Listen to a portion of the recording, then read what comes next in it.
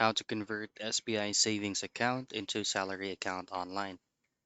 Now in this video, I'll show you a quick guide for you to be able to convert your savings account into your salary account.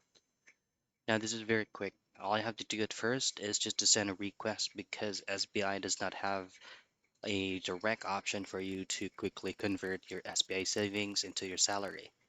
What you want to have to do is go into your preferred web browser and simply type in SBI savings account to salary account conversion.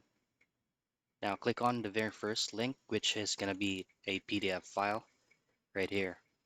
So you just need to fill out this form. Everything that is indicated here, you need to fill this out, each of these fields right here, along with your signature, name, address, date, and your place as well. Once you successfully filled out this form, you can go into the official website of SBI Bank and then just simply use this domain or email address here where you'll have to send the PDF file that you just filled out earlier.